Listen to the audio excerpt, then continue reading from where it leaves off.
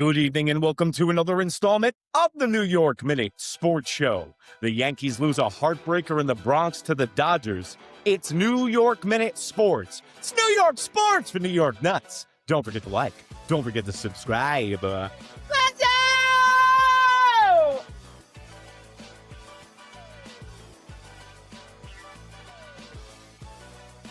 I offered you a chance and you blew it. You blew it. It's New York Minute Sports. Well, there you have it, folks. Welcome to another installment of the New York Minute Sports Show. Don't forget to like, don't forget to subscribe, and don't forget to visit the New York Nuts merch store. All the t-shirts shown during the show are made in the USA, just like yours truly. The Yankees lose to the Dodgers 2-1 tonight in the Bronx, and guess what? It didn't have to come down to a play at the plate with Trent Grisham, good hustle on the play, but we all know when this ball game was lost, and it's when Aaron Buffoon, wow! They're just monkeying around at the zoo. Aaron Baboon and Aaron Judge starring Zoos on First. Decided to keep Gerrit Cole in the game. Or did he decide to keep Gerrit Cole in the game? Because I am putting this loss solely on Gerrit Cole. The guy is pitching a gem all night long. The best performance that he's pitched since he's come back from Tommy John surgery. And what does he do? He intimidates Aaron Boone right off the bump. And you know what? Gerrit Cole is still coming off Tommy John surgery. The New York Yankees have not let him exceed 89 pitches since he's back, and it was the best start, and you gotta leave on top. The one time that I would agree with Aaron Boone pulling a pitcher would be with Gerrit Cole tonight. Because guess what? We've seen this happen with Gerrit Cole, and you can add Max Fried to this equation several times, and it's all taken place in the seventh inning. You know, these guys are like boxers, and Boone's got to be the corner man and know when these guys need to throw the towel in. Do you think Gerrit Cole wants to come out of the game? No. Anybody that's a competitor doesn't want to come out of tonight's ball game, especially after the first walk of the game. But you need to listen to the manager, and guess what? Aaron Boone can't tell Gerrit Cole what to do because I think he's a little intimidated. He's a little scared to tell certain guys on this ball club what to do. This is when you have a player-friendly manager and it backfires on you. If the Yankees put in Hedrick when Aaron Boone wanted to tonight, the Yankees win this game 2-1 because the bullpen has been rested for 4 days. And you know what? This falls on Gerrit Cole because his ego is not his amigo tonight. If you're a veteran of that long, you gotta know when to pass the baton. You gotta know the guys behind you are fully rested. And the New York Yankees have the best bullpen in the American League. I don't know how that's possible. We watch the games every night. These guys are like on roller skates half the time. But yes, they have the best bullpen in the American League. And they were lights out tonight. If Gerrit Cole passes that baton over to Hedrick, the New York Yankees win this game tonight and don't cost it up because Max Muncy with the bomb to right after Gerrit Cole lets up the walk and Aaron Boone keeps him in. And this is a problem now. Boone can't tell certain guys what to do on this team. I mean, it even stems back, and I wasn't angry about it at the time, but this stems back to the Jazz Chisholm lollipop incident, the bubble yubble, you know, kind of like the inmates running the asylum. And I really think that Aaron Boone is intimidated by Gerrit Cole to take him off. Listen, man, we've seen Boone try to take him out before, and Gerrit Cole gives him the death stare, or he's screaming in his glove in the bump. But you know what? All those times I can remember that situation happened, it wasn't good for the Yankees afterward. Max Fried and Gerrit Cole both turned into a pumpkin in the seventh inning. If you want the best out of Gerrit Cole, moving forward, especially for a guy that's back on his road from recovery from Tommy John surgery, is you want to give him 6 innings and you want to keep him around 90 pitches. That's great. Regular season's great and all. We need this guy ready for October. But the silver lining in this is that we do have the old Gerrit Cole. It looks like he's coming back. And I've said it before on this show.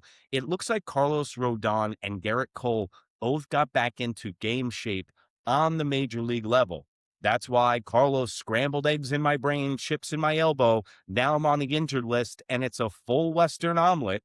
That's why he got hurt, because he wasn't in shape. And also, he might have come back a little bit too early. This is why when you have 104 pitches from Gerrit Cole tonight and he gets the loss, he went 6 innings pitched, 4 hits, 2 earned runs, 8 strikeouts, and 1 walk. And the 1 walk is what did him in. And Aaron Boone should have saved Gerrit Cole from himself tonight. Now, talking about saving yourself from somebody, Aaron Judge and the Yankees front office and their medical staff. Okay, guys, they're back to their old tricks. They're back to gaslighting us. The empty calorie comments from the New York Yankees front office. Did you see the Aaron Judge report? The Aaron Judge report, the evaluation heard around the world at this point. We heard that it was going to take 4 to 6 weeks, and then Aaron Judge was going to be evaluated. It exceeded 6 weeks. And the answers that we got today from his evaluation, if you want to take solace in this, I have beachfront property to sell you in Kansas, and I got a bridge in Brooklyn to sell you. Lie, lie, and lie. Because the New York Yankees just shabba-gabba, double talk their way out of this injury. So this is what I broke down. Yankees say that there was not enough healing yet for Judge to start baseball activities. Still waiting to hear back on what activities he can do and the time frame for next re-imaging. Asked if he's still confident he'll play again this season, Judge said, "Definitely. I don't see why I wouldn't." Now, let me get the old detective cap on. Let me sift through the absolute bullshit that is the New York Yankees. Not enough healing yet. That's just another way to say not fully healed. And they're not really happy with the way that it's healing, because remember, the imaging was supposed to be 4 to 6 weeks, and it took longer than that. Now, when he gets there, they're not happy what they see. Still waiting to hear back what baseball activities he can do. Time frame for next imaging. So when he went to get the imaging, why wouldn't they have a solid date on when his next imaging would be? That's because they're not happy what they see in the first image from Aaron Judge. So you got this Watergate, stink to high heaven cover up, and I think I know why. Is because if Aaron Judge right now says, hey, this injury is not looking good, I don't know if I'm coming back this season, that makes the New York Yankees literally bend over a barrel during the trade deadline. Let me explain. If teams think that the Yankees are still getting Aaron Judge, they're not in a bad position. But if Aaron Judge comes out on July 17th and says, I'm not coming back for the rest of the year, when the Yankees go to the table for the trade deadline, teams are going to know they're absolutely desperate and try to fleece the New York Yankees of whatever you can get from the farm system. Now, you know what my opinion on that is that package all these guys up for proven entities, because I don't trust anything that comes out of this Yankees farm system. And then Judge was asked if he's confident in his return. He goes, I don't see why I wouldn't. I mean, that's the biggest non-answer I've ever seen. He's not pinning it on anything. He's not like, oh, yeah, I'm coming back. No, I'm not coming back. So that's why he's delaying the process on this answer for the New York Yankees. But let's face facts. The New York Yankees and their poor roster design, they're only going to go as far as Aaron Judge takes them. I've said it before on this show. I've never seen a positional player affect a team more in the last 15 years than Aaron Judge. When he's not in the lineup, the New York Yankees are on the back of a milk carton, and that says a lot about a guy that hits 50 home runs, because think about all the guys that have hit 48 and 50-plus home runs, how many rings they got, like Mark McGwire, Sammy Sosa, Barry Bonds. Aaron Judge needs to get a chip, but we need him healthy to do that. So in a bad American League, you actually can say, Aaron, just show up in October, bro. You got to get 2 weeks in, let him get a rhythm, maybe at the end of September. If Aaron Judge is healthy by the second week of September, that's all we need him from.